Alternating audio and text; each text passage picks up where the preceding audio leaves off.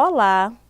Sejam todos bem-vindos à aula 4 do curso Suporte Básico de Vida em Cardiologia Adulto.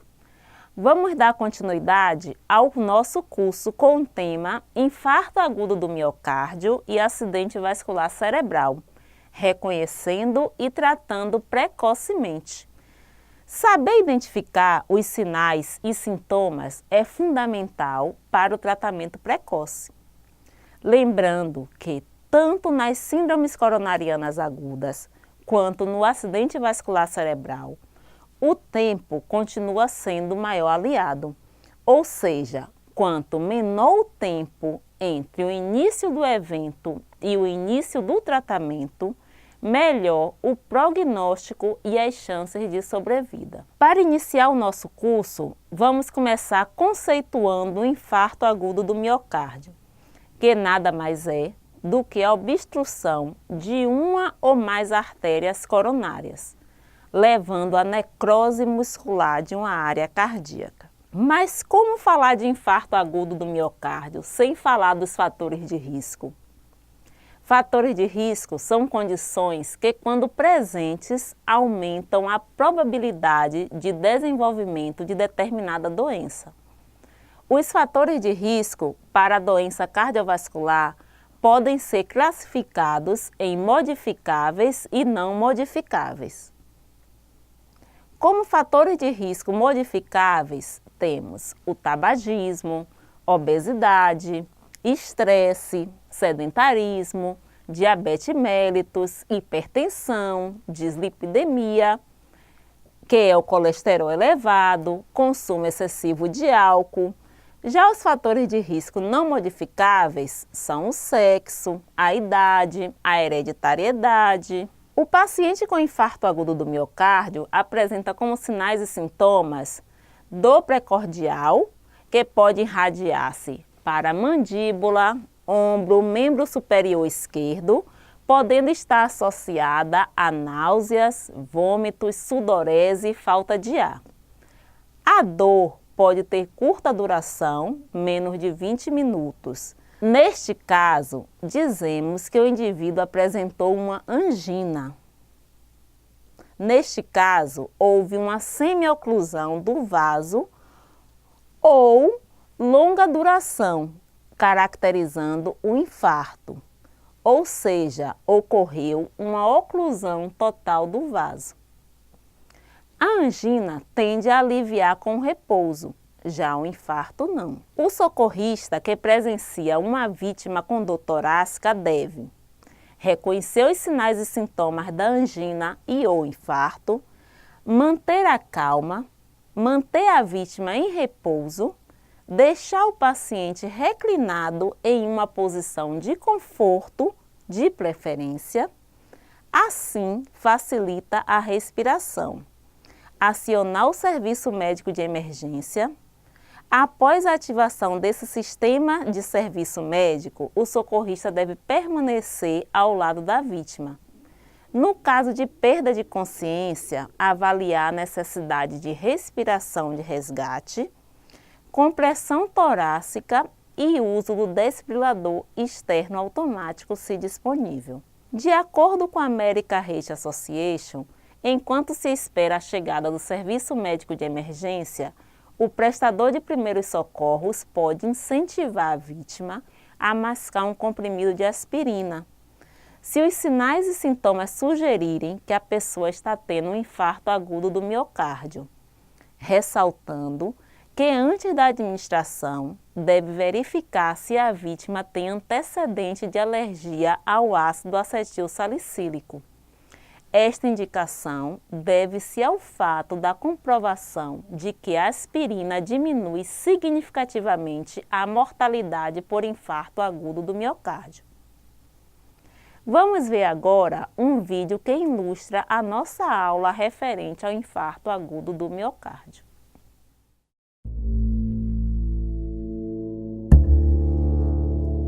Com certeza você já ouviu falar em ataque cardíaco ou infarto, não é? Mas você sabia que esta doença é uma das que mais mata pessoas no Brasil e no mundo? Infarto é a morte do músculo cardíaco decorrente da obstrução de uma artéria coronária, que é a artéria que nutre o músculo cardíaco. Isso leva à morte do músculo cardíaco. Durante toda a nossa vida, nosso organismo acumula gordura e colesterol dentro das paredes de nossas artérias. De acordo com os hábitos de vida e condições de saúde de cada um, essas substâncias se juntam com maior intensidade. Esse acúmulo pode crescer até bloquear a passagem de sangue ou, mais frequentemente, sofrer uma lesão, estimulando o desenvolvimento de um coágulo. Com o fluxo sanguíneo bloqueado, o coração fica sem oxigênio e suas células começam a morrer. Os principais sintomas do infarto, e o principal, mais clássico e descrito, é a dor no peito. A dor do infarto, geralmente, ela dura mais de 30 minutos. Tá? Então, é uma dor duradoura, chega a durar até horas. Enquanto estiver músculo cardíaco sofrendo, essa dor vai persistir. De forma geral, ela pode ter radiação para o braço esquerdo, para os dois braços, para a mandíbula, para a região do estômago e para as costas. Além da dor, o paciente pode apresentar suor frio, falta de ar e até desmaio. Ao notar sinais como esses, o socorro deve ser imediato. Na vigência de um infarto, quanto antes o socorro médico for estabelecido, menor vai ser o dano causado no coração. E menores vão ser as sequelas e menor vai ser o risco de morte. Então, o ideal é que vá para o hospital o mais rápido possível. As pessoas não devem se automedicar. As pessoas não devem tomar um banho, vou dar uma dormidinha para ver se passa. Devem procurar o hospital o mais rápido possível. Com base nos sintomas, histórico de doenças pessoais e familiares e resultados de exames solicitados, é possível confirmar o problema. Só então começa o tratamento, que pode ser feito com medicamentos ou uma técnica chamada angioplastia. Então, através da angioplastia é feito um cateterismo. No cateterismo se detecta onde está o entupimento e é realizada a angioplastia dessa artéria entupida. O que é angioplastia? É a remoção do trombo e a colocação de um estente no local da lesão da artéria coronária. Se você apresentar sintomas de um ataque cardíaco, procure ajuda médica imediatamente.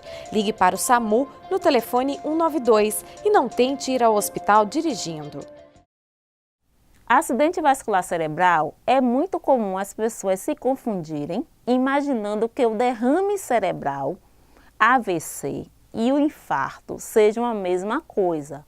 Mas, na realidade, o acidente vascular cerebral nada mais é do que uma interrupção do fluxo sanguíneo para o cérebro, quer seja por obstrução, neste caso o AVC isquêmico, quer seja por rompimento do vaso, causando uma hemorragia, AVC hemorrágico.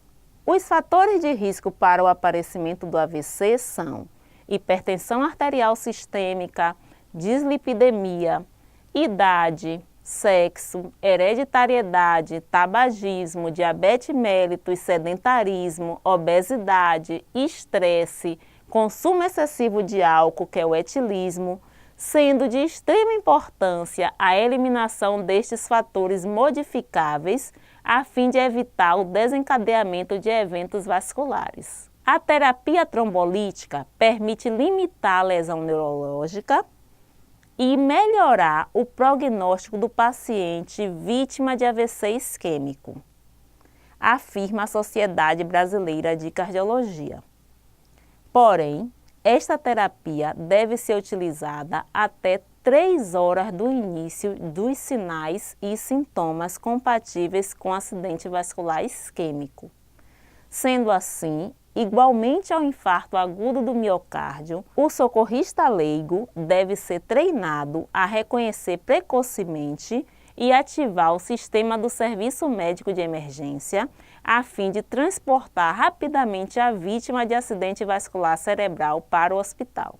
Os sinais e sintomas podem ser repentinos, podendo surgir dormência de um lado do corpo, que chamamos de hemiparestesia, fraqueza em um lado do corpo, que é a hemiparesia, alteração da fala, a dislalia, ou incapacidade de falar, afasia, ausência de movimentos em um lado do corpo, hemiplegia, alteração da visão, diplopia, tonturas, desmaio, que é a síncope, boca entortada para um dos lados, que é o desvio de comissura labial, perda do controle da bexiga e do intestino, que é o relaxamento dos esfíncteres vesical e anal. Uma vez detectada qualquer dessas alterações, imediatamente deve ser ativado o sistema de serviço médico de emergência. Manter a calma. Se a vítima estiver consciente, você deve deitar a vítima com a cabeça e os ombros ligeiramente erguidos e apoiados.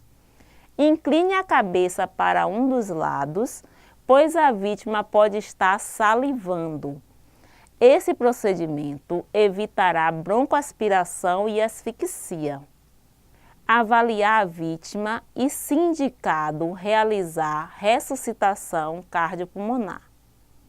Chegamos ao final de nossa aula. Vejamos um vídeo sobre o acidente vascular cerebral.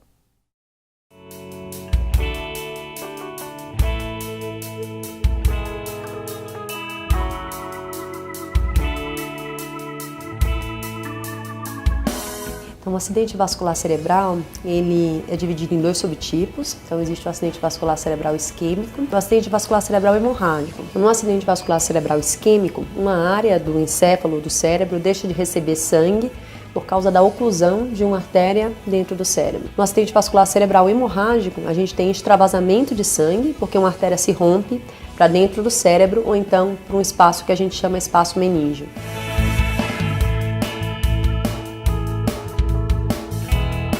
A característica dos sintomas é que eles aparecem de uma hora para outra, e os sintomas mais comuns são paralisia de um lado só do corpo, dificuldade súbita para falar, não só de se expressar, mas como também de compreender a linguagem, dificuldade súbita para enxergar, pode ser de um lado só do campo visual, pode acontecer também tontura súbita com dificuldade de ficar em pé pela tontura, ou dor de cabeça, a cefaleia muito intensa e diferente da dor de cabeça que o paciente tem usualmente. Outro sintoma que deve ser levado em conta também é a perda da sensibilidade de um lado só do corpo.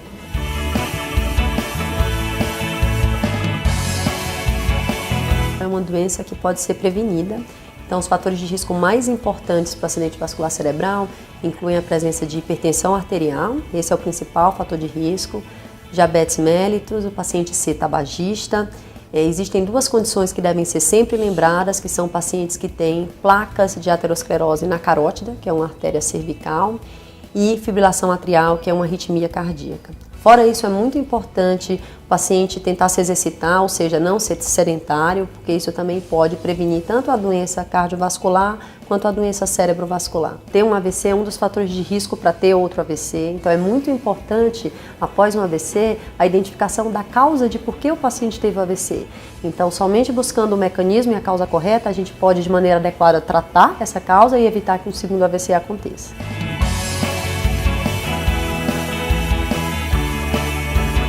O hospital, para atender adequadamente o AVC, deve ter pelo menos uma tomografia de crânio disponível, porque a imagem ou a tomografia de crânio deve ser feita o mais rápido possível, e de preferência um protocolo já dirigido para o atendimento rápido do acidente vascular cerebral. Então, a ativação do SAMU, do sistema de emergência, e a procura rápida de um hospital é a conduta mais adequada frente aos sinais e sintomas da doença. Então, até lá, o paciente deve ser mantido de maneira confortável. Se ele estiver sonolento demais, é interessante deixar o paciente deitado de lado, para caso ele vomite, não acontecer aspiração de vômitos. E esses são os cuidados básicos. A procura do sistema de saúde o mais rápido possível é a atitude mais importante frente aos sinais e sintomas da doença.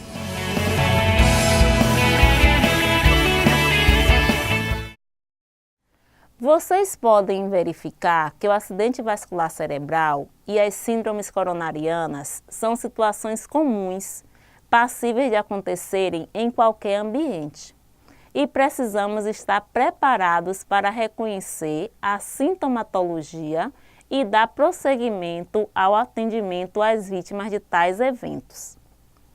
É imprescindível manter a calma, ao mesmo tempo em que demonstrar agilidade no desenvolvimento das ações. Saber estabelecer prioridades é fundamental. Devemos agir de forma a reduzir o estresse do paciente e mantê-lo em repouso, enquanto aguarda a chegada da ambulância.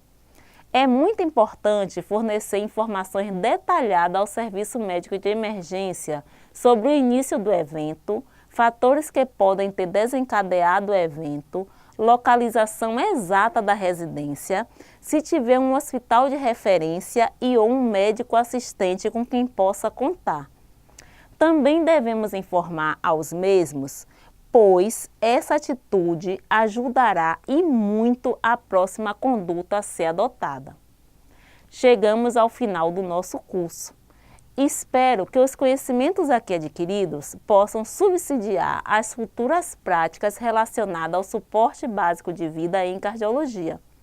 Uma excelente prova para você. Não esqueça de acessar o texto base do curso. Até breve!